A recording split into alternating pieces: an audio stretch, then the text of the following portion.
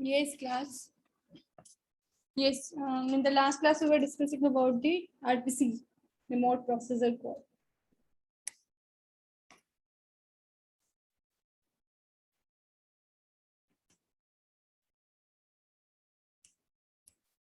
Yes, any one of you tell me what is RPC?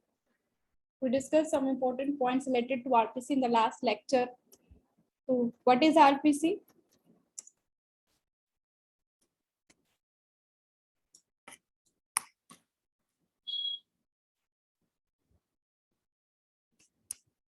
Yes, and what is it? What do you mean by remote processor, or what do you mean by remote processor call?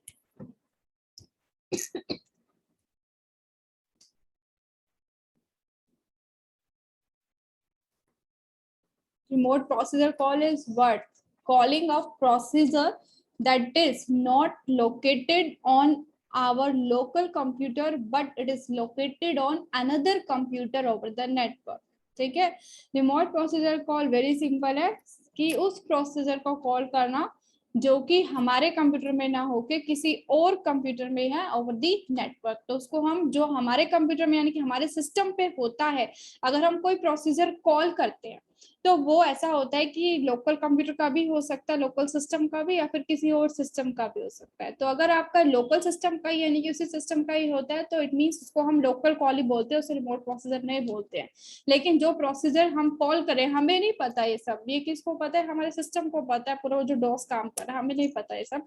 But ये जो call आपकी होती है to type से होती है, local call या remote call. Local call जो कि वो प्रोसीजर जो हम कॉल करें हमारे सिस्टम में ही है, लेकिन कुछ ऐसे प्रोसीजर जो हम कॉल करें जो हमारे सिस्टम में ना होके किसी और सिस्टम में होते हैं over the network, because network किससे मिलकर बनता है? बहुत सारे सिस्टम से मिलकर बनता है। ठीक है, तो अगर वो किसी और सिस्टम में प्रेजेंट होता है प्रोसीजर तो उसको हम रिमोट प्रोसीजर बोलते हैं, और उस कॉल को जो हम उसे कॉल कर रहे हैं, रिक्वेस्ट कर रहे हैं उसके लिए, उसको हम रिमोट प्रोसीजर कॉल बोलते हैं। ठीक है, तो वेरी सिंपल है। ये जो आपका है what is remote procedure call, ये सिंपली अगर आप इंटरव्यू में भी जाते हो ना आगे तो सिंपली ये पूछा जाता है डिफाइन आरपीसी क्या होता है ये। ठीक है, तो उस प्रोसीजर को कॉल करना हमने डिस्कस भी किया था जो कि किसी और सिस्टम पे प्रेजेंट है over the network.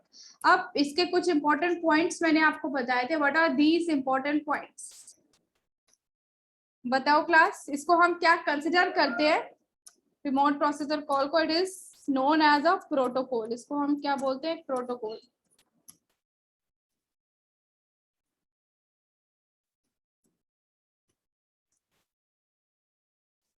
Request response is known as request response protocol, on which approach it is based on, it is based on the client server approach। ये जो मैं इंपॉर्टेंट पॉइंट्स आपको बताती हूँ हर टॉपिक के starting में, वो उससे क्या होता है आपका एमसीक्यू बन सकते हैं। ठीक है, तो वो अच्छे से पढ़ते हैं। It is based on client server approach. ये नोट्स में, ये उसमें भी है, पेंट के फॉर्मेट में जो भी डॉक्यूमेंट पेस्ट की हुई है नोट्स में, तो उसमें पॉइंट्स है सबके लिए, तो वो पढ़ लेना। It is based on client server approach या क्लाइंट सर्वर मॉडल। ठीक है, पूरा एक क्लाइंट सर्वर के कंसेप्ट का यूज करता है आपका आरपीसी। थर्ड मैंने आपको क्या बताया था? अब क्लाइंट सर्वर पे बेस्ड है। क्लाइंट सर्वर में कम्युनिकेशन किस फॉर्म में होता है? मैसेज की फॉर्म में। कौन सा मैसेज जनरेट होते हैं? Two types of messages are used for the client server approach, request message and response message. तो सेम हियर, यहाँ पे भी जो कम्युनिकेशन होगा वो किस फॉर्म में होगा? रिक्वेस्ट एंड रिस्पॉन्स मैसेज के फॉर्म में communication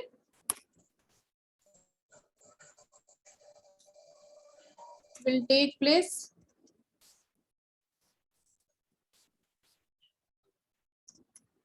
in the form of request response message.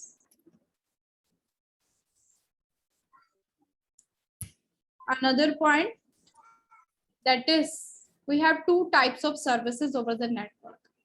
वो services क्या है आपकी class? Two types of services that we also discussed for the transport layer of OSI. Two types of services क्या होती है? Yes, anyone? Connectionless and connection oriented. So RPC uses connection oriented services.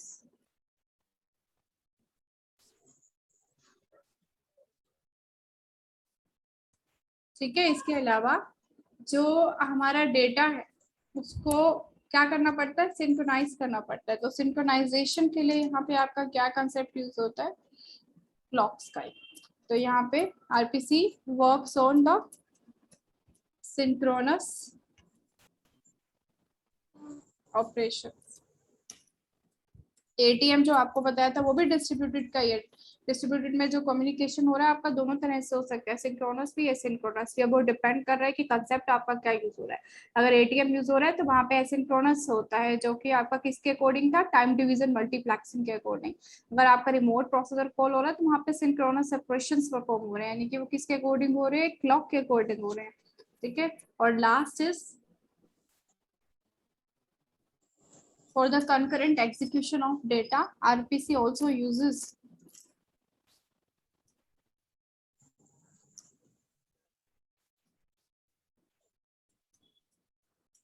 Multi threading. ठीक है, multi threading भी use करता है। Multi threading से हमें पता है क्या होता है, एक ही प्रोग्राम के मल्टीपल थ्रेड्स एक साथ रन कर सकते हैं।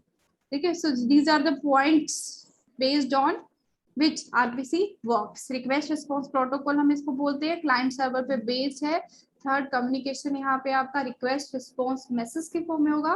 सर्विसेज कैसी होती है यहाँ पे, कनेक्शन ओरिएंटेड। ऑपरेशंस किस टाइप के होंगे, synchronous operations and also multi threading में आपका आरपीसी यूज करता है। ठीक है, how will you define it, definition क्या है इसका, remote procedure call. In this process one program can request a service from another program or procedure that is located on remote system. RPC is a process in which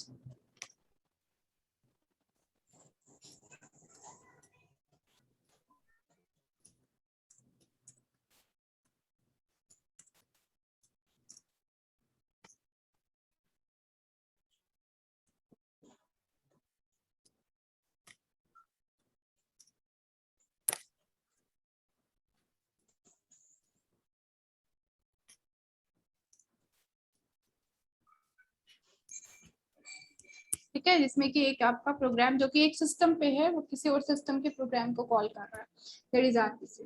okay, अब इसका क्या क्या आपका concept यहाँ पे use होता है। First of all, components used for RPC.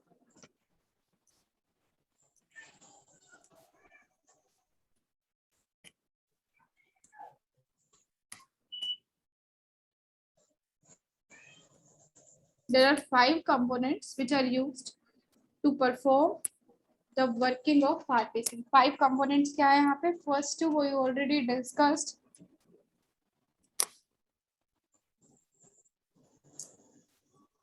Client, इसको हम यहाँ पे बोल सकते हैं client machine. For the client server approach, two types of machines are used, that is the client machine and the server machine. ठीक है, थर्ड कंपोनेंट क्या होता है आपका आरपीसी के लिए, client stub. Okay, fourth component is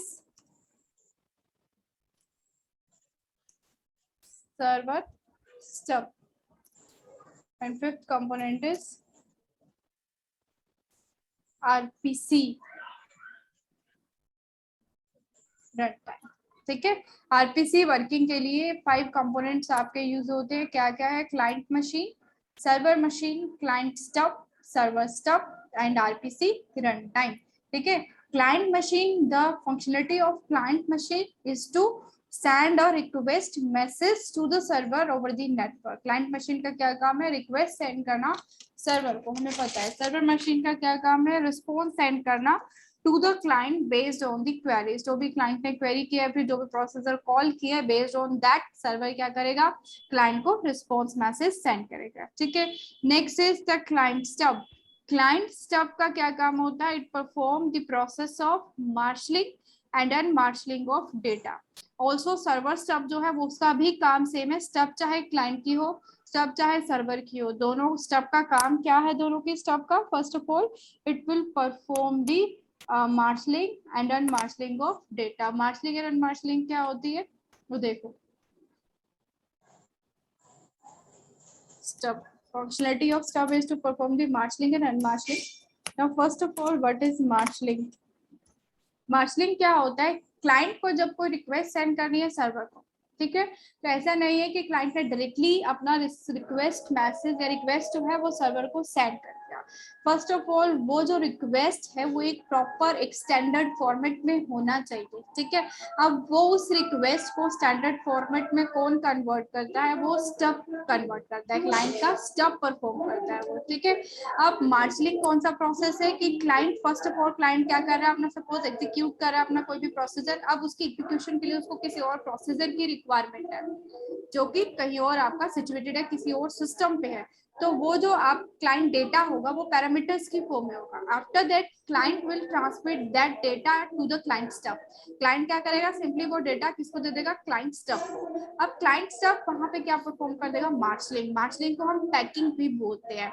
जो parameters है उसको पैक कर देना into the standard format and convert that into a request message. क्योंकि जो कम्युनिकेशन हमारा डोस के अंदर होता है और आरपीसी में जो यहाँ पे कम्युनिकेशन हो रहा है किस फॉर्म में हो रहा है, मैसेज की फॉर्म में हो रहा है। तो जो स्टब क्या करेगा, सिंपली उस पैरामीटर्स को जो वो क्लाइंट से रिसीव करेगा उस पैरामीटर्स को एक मैसेज की फॉर्म में कन्वर्ट करेगा, जिसको हम क्या बोलेंगे, रिक्वेस्ट मैसेज, ठीक है। रिक्वेस्ट मैसेज में जब वो कन्वर्ट कर देता है, after that that message will be transmitted to the operating system and after that operating system responsibility is to transmit that message जो कि आपका रिक्वेस्ट मैसेज के फॉर्म में है to the server over the network. तो marshalling समझ रहे हो, मार्शलिंग क्या है, सिंपली पैरामीटर्स जो क्लाइंट को ट्रांसमिट करने हैं सर्वर को, उसको एक स्टैंडर्ड फॉर्मेट में कन्वर्ट करना, यानी कि उसको एक रिक्वेस्ट मैसेज के फॉर्म में कन्वर्ट करना, दैट इज द मार्शलिंग, ठीक है। So marshalling is the process of converting the representation of parameters provided by client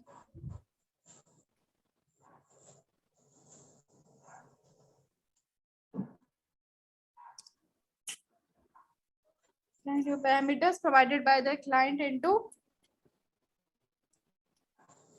the standard format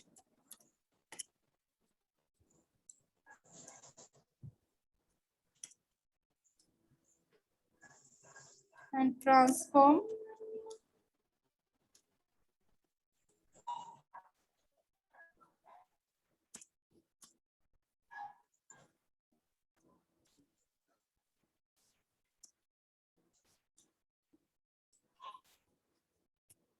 ठीक है।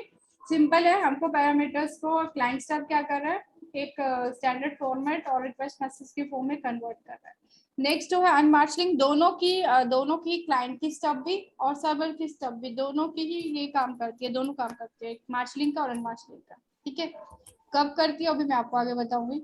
अनमार्शलिंग रिवर्स प्रोसेस है। अनमार्शलिंग क्या होगा, सिंपली जो आप जैसे सपोज सर्वर को data as a response send करना है क्लाइंट को, ठीक है। Server want to send a response to the client.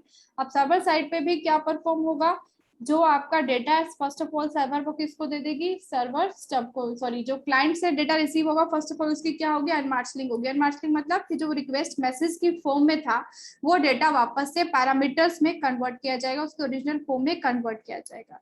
और ये कन्वर्जन का काम कौन करेगी, अब ये सर्वर की स्टब करेगी। तो सर्वर स्टब जब वो डेटा रिसीव कर लेती है then it performs the unmarshalling of data, it means converting the message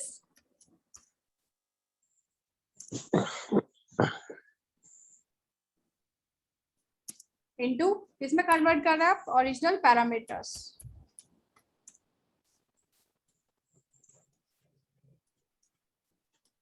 for execution, that is unmarshalling. अभी कब कब होगा दोनों प्रोसेस, अब फर्स्ट केस जब क्लाइंट को मैसेज सेंड करना है किसको, सर्वर को, ठीक है। उस टाइम पे क्लाइंट की स्टब क्या कर रही है, मार्शलिंग कर रही है, क्योंकि उस पैरामीटर्स को किसमें कन्वर्ट कर देती है, रिक्वेस्ट मैसेज पे। अब जैसे ही सर्वर ने वो मैसेज रिसीव किया, सर्वर का वो मैसेज कौन रिसीव करेगा, सर्वर का operating system. After that operating system वो मैसेज किसको ट्रांसमिट कर देगा, सर्वर की स्टब को। अब सर्वर की स्टब क्या करेगी, अनमार्शलिंग करेगी। कैसे कि जो भी हमारा वो रिक्वेस्ट मैसेज था उसको ओरिजिनल पैरामीटर्स में कन्वर्ट कर देगी, ठीक है। आफ्टर दैट कन्वर्जन अब जो सर्वर मशीन है उसको डेटा रिसीव होगा, सर्वर मशीन सिंपली उस पूरे आपके मैसेज उसको अब जो पैरामीटर्स में कन्वर्ट हो चुका है उसको प्रोसेस करेगी, यानी कि उसको एग्जीक्यूट करेगी। अब अगेन एग्जीक्यूट होने के बाद अब सर्वर को अभी रिस्पॉन्स भेजना है, क्लाइंट को रिस्पॉन्स सेंड करना है, तो फर्स्ट ऑफ ऑल वो डेटा क्लाइंट पे नहीं जाएगा, वो सर्वर को किसको भेजेगी, पहले सर्वर स्टब को भेजेगी। अब सर्वर स्टब इस टाइम पे क्या परफॉर्म कर देगा, मार्शलिंग करेगा। मार्शलिंग मतलब कि अब जो पैरामीटर्स हैं उसको फिर से एक रिस्पॉन्स मैसेज में कन्वर्ट कर देगा। ठीक है, अब वो रिस्पॉन्स मैसेज ऑपरेटिंग सिस्टम के पास जाएंगे, ऑपरेटिंग सिस्टम की हेल्प से फिर वो पूरा आपका रिस्पॉन्स मैसेज किसको रिसीव हो जाएगा, क्लाइंट को। अब also at the client side, अब क्लाइंट साइड पे अनमार्शलिंग परफॉर्म होगी, यानी कि जो रिस्पॉन्स मैसेज वो रिसीव करेगा क्लाइंट, तो क्लाइंट की स्टब सिंपली उसको क्या कर देगी, पैरामीटर्स में कन्वर्ट कर देगी, ओरिजिनल पैरामीटर्स में जो कि सर्वर ने सेंड किया। उसके बाद क्लाइंट जो होगा वापस से अपनी एग्जीक्यूशन को रिज्यूम कर लेगा, फिर से वो स्टार्ट करेगा। यहाँ पे एक मेन क्या रहता है कि अब देखो ये हमारी किस टाइप की सर्विस यूज कर रहा है, RPC connection oriented service. Connection oriented service में हमको पता है there are the 3 steps which are important to explain. First of all, for any connection oriented service, there should be an establishment of connection between the client and the server. ठीक है, client and server के बीच में एक designated connection होना चाहिए, जिस उस connection के थ्रू ही वो आपस में कम्युनिकेट करेंगे। ठीक है, तो पहले कनेक्शन एस्टेब्लिश हुआ।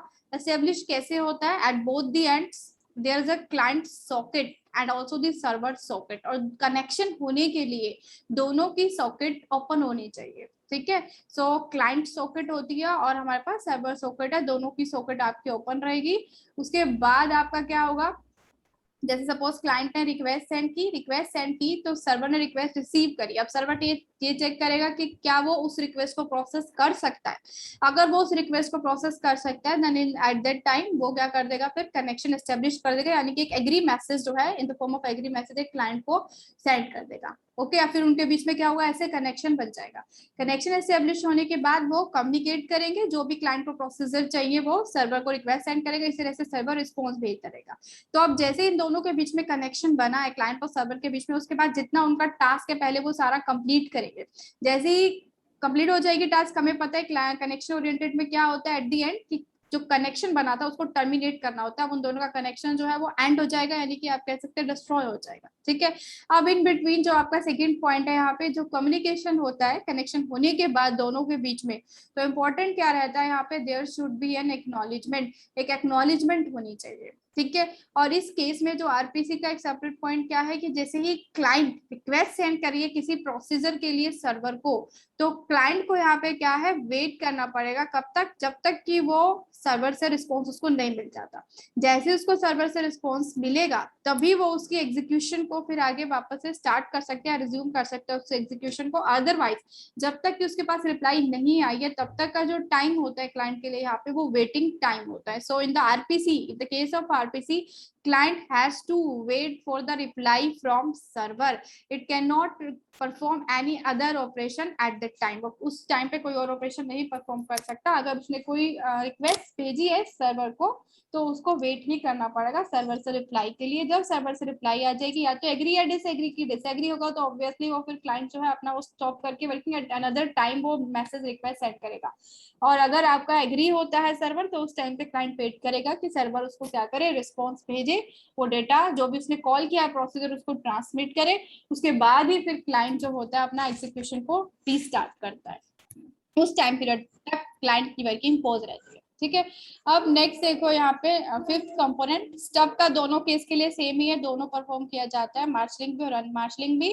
मार्शलिंग जो होती है वो ट्रांसमिशन टाइम पे होगा और अनमार्शलिंग जो होगा वो रिसीविंग टाइम पे होता है। ठीक है, next fifth component is RPC run time.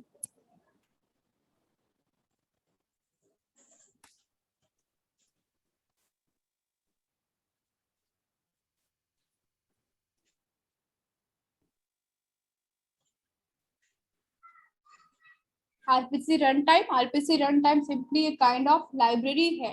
ठीक है, जो भी हम यहाँ पे प्रोसीजर्स का यूज कर रहे हैं, प्रोसीजर को, यूजर प्रोसीजर को different types of services provide करने के लिए आरपीसी रन टाइम का यूज किया जाता है। So RPC run time is simply what, a library of routines and also it provide a set of services for the users to provide communication between them. ठीक है, अब जो मैं यहाँ पे बात करी थी, यहाँ पे आप 3 कंपोनेंट, जैसे आपका है server machine, five components, so server machine, client machine, stub, both stub, client and server stub, and RPC runtime. तो जो आपका थर्ड स्टेप होगा, यानी कि first of all client will call the client stub. After that, client stub perform the marshalling of data. After that, the data is transmitted to the RPC runtime. So RPC runtime will provide the required services for that data, and after that the data is transmitted to the server. इसी तरह से जैसे stub आपकी दोनों side पे होती है, client और सर्वर साइड पे, आरपीसी रन टाइम जो ये कंपोनेंट है ये भी आपका दोनों साइड पे यूज होता है, और दोनों साइड पे ही जो आरपीसी रन टाइम है वो क्या प्रोवाइड करता है, set of services for the users. ठीक है, so RPC run time is a library of routines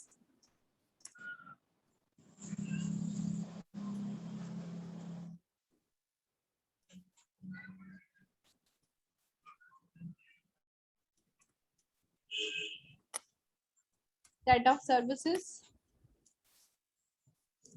for the users.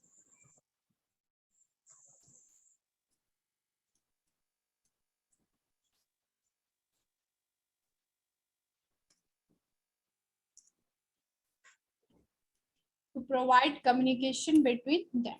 ठीक है, now see the working of this RPC का जो अभी मैंने आपको बताया था, that client has to wait. तो होता क्या है यहाँ पे, first of all suppose this is the client machine.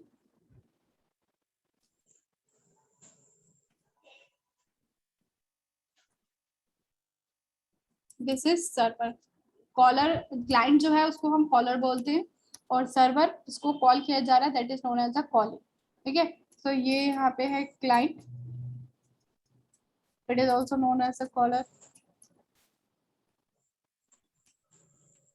और यहाँ पे हमारे पास क्या है, server.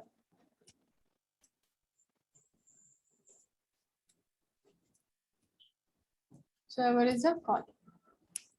Now first of all होता क्या है, नेटवर्क पे कोई भी सिस्टम है जैसे, उसे क्या करना पड़ता है, वेट करनी पड़ती है जब तक कि उसके पास कोई रिक्वेस्ट नहीं आ जाती. यहाँ पे जो क्लाइंट सर्वर है मैं यहाँ पे यूज करूँ, कोई भी नोड, जैसे अगर हमारा पीयर टू पीयर आर्किटेक्चर है तो कोई भी नोड आपका वहाँ पे क्या करती है, क्लाइंट का भी काम करती है, सर्वर का भी काम करती है. मेन क्या है कि जो रिक्वेस्ट सेंड कर रहा है हमें पता है वो क्लाइंट है, और जो रिस्पॉन्स भेज रहा है वो यहाँ पे सर्वर, सर्वर की तरह काम कर रहा है.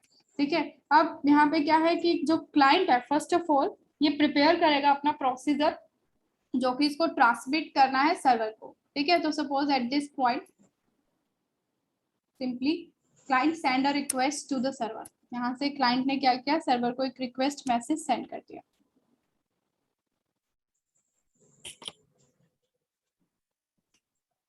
अब यहाँ तक का जो टाइम है सर्वर के लिए, that is considered as the waiting time.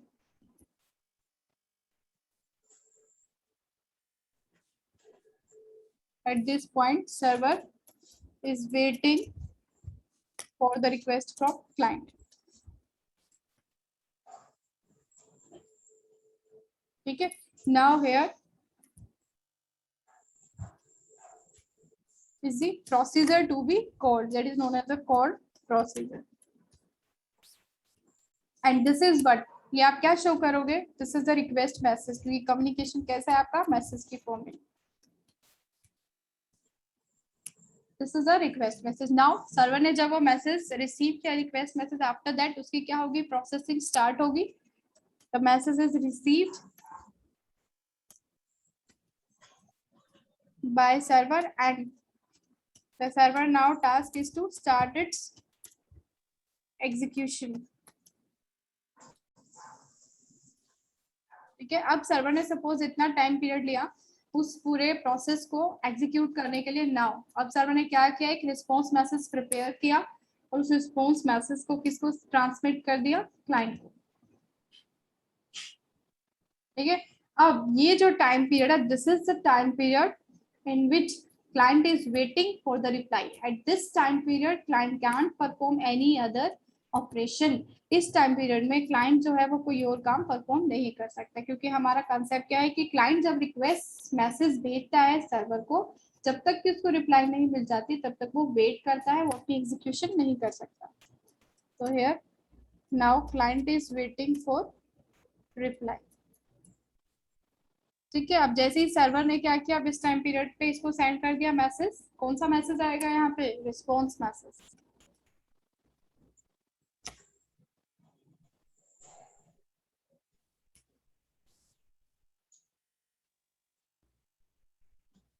Now at this point, now client can resume its execution, restart its working or resume its execution. ठीक है, नाउ अब सर्वर ने इस टाइम पीरियड पे क्लाइंट को मैसेज सेंड किया था, अब this is the time period for server, जो अगेन अब किस में चला जाएगा, वेटिंग में। क्यों, क्योंकि अब सर्वर जो है किसी और रिक्वेस्ट के लिए वेट करेगा।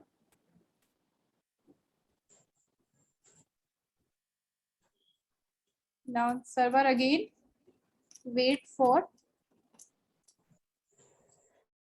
another request. तो मेन बेसिक मॉडल क्या है यहाँ पे, सिंपली क्लाइंट सर्वर अप्रोच चल रही है, सर्वर क्या करता है, क्लाइंट के रिक्वेस्ट के लिए वेट करता है, तब तक कि उसको कोई मिलती नहीं है रिक्वेस्ट, जैसे रिक्वेस्ट आती है तो उसके बाद वो उसको रिसीव करता है, आफ्टर दैट उसकी प्रोसेसिंग करता है।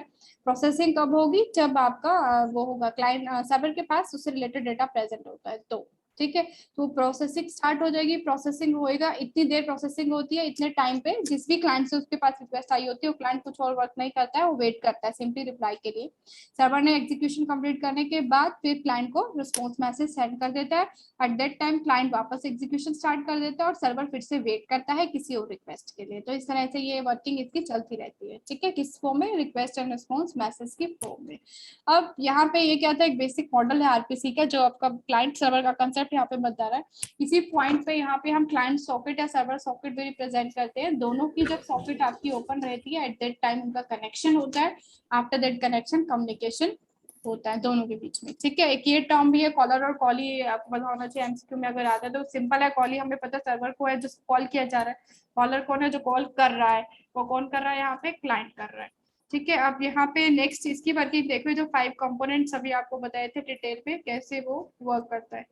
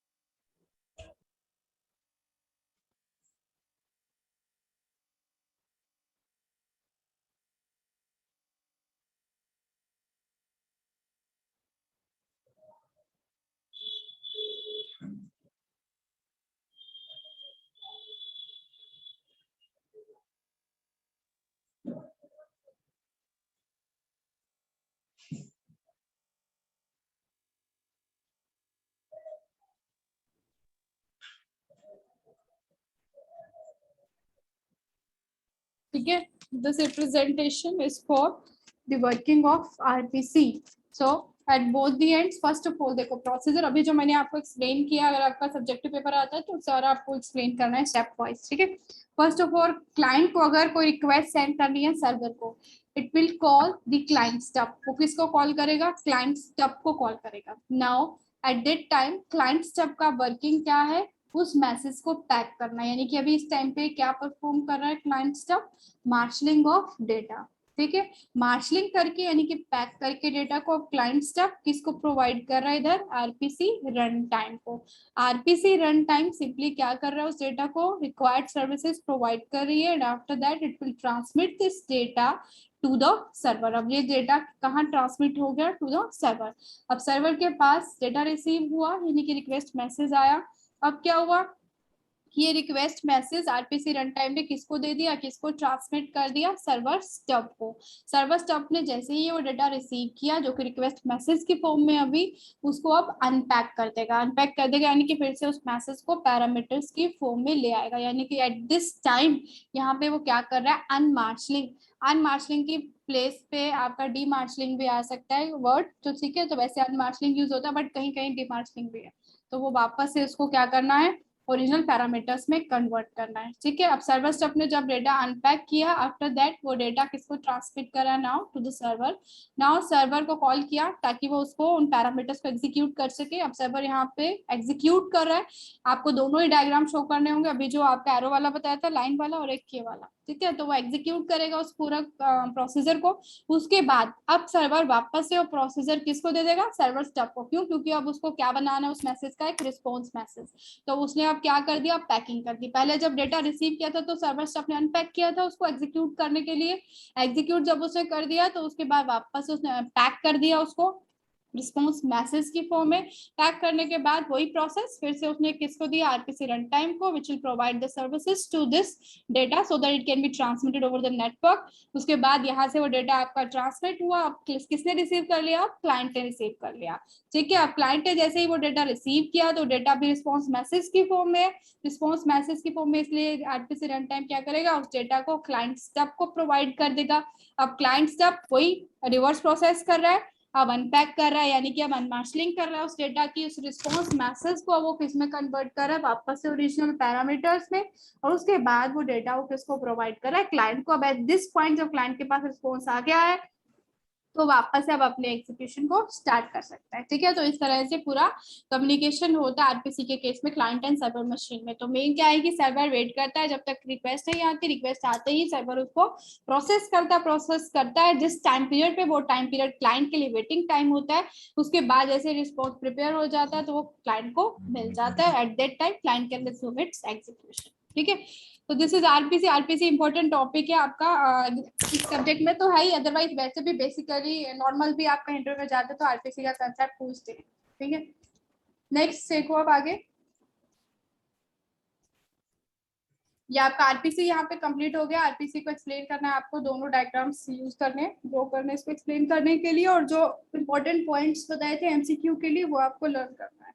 ठीक है, नेक्स्ट टॉपिक, फोर्थ टॉपिक क्या है आपका, फिफ्थ टॉपिक, सॉरी 4 टॉपिक हो चुके हैं कम्युनिकेशन फॉर डॉस के लिए। फिफ्थ लास्ट टॉपिक है ग्रुप कम्युनिकेशन। ठीक है, फर्स्ट क्या पढ़ा था, OSI, then ATM, after that client server, after that अभी जो पढ़ा है आरपीसी, और लास्ट जो है group communication. Before that I am taking your attendance. जो यहाँ प्रेजेंट है उनको प्रेजेंट बोलना या यस बोलना। ठीक है,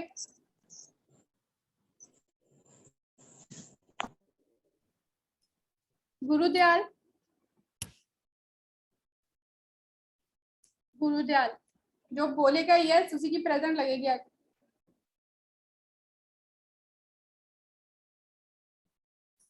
Himanshu, yes ma'am. Okay. Hritik, 56 your number.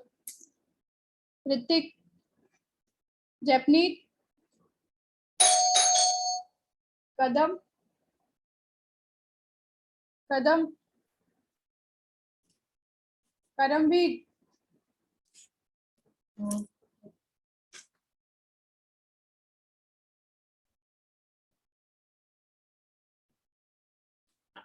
Karambir,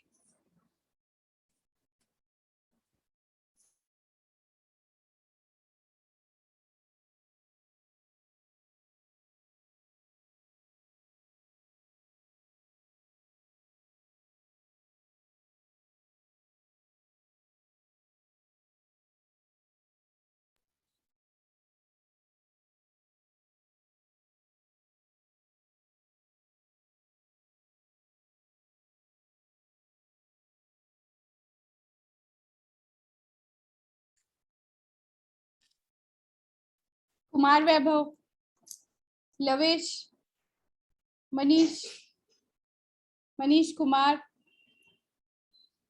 Mohammad Sarve Alam, Sameer, Mohit, Muskan,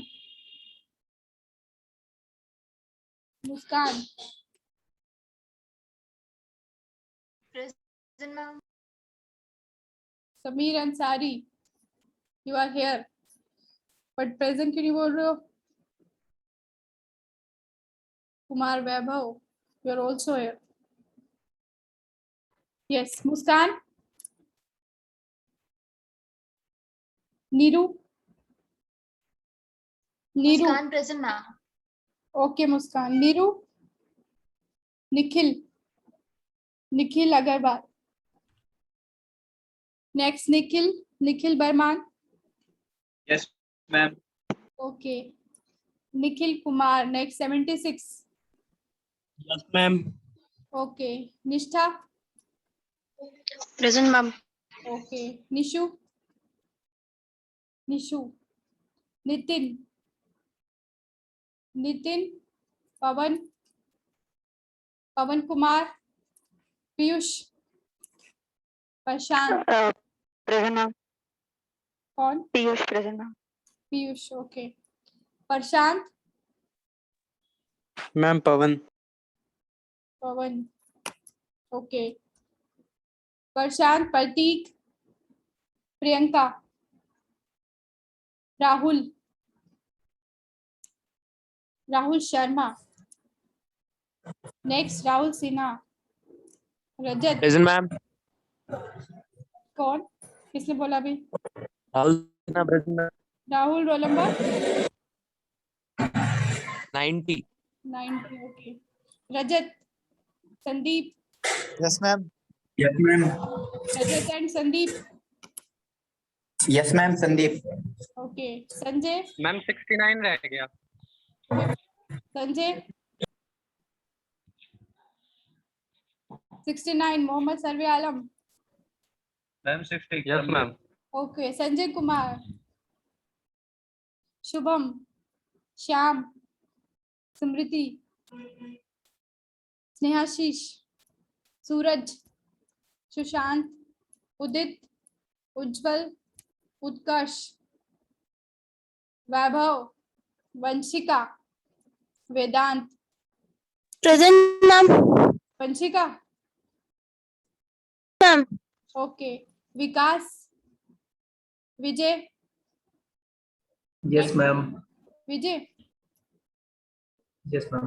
okay, next vikas, both vikas, 132 and 133 and also 134, vipul, vishal, yash, yash, yatin, yogesh, yuvraj,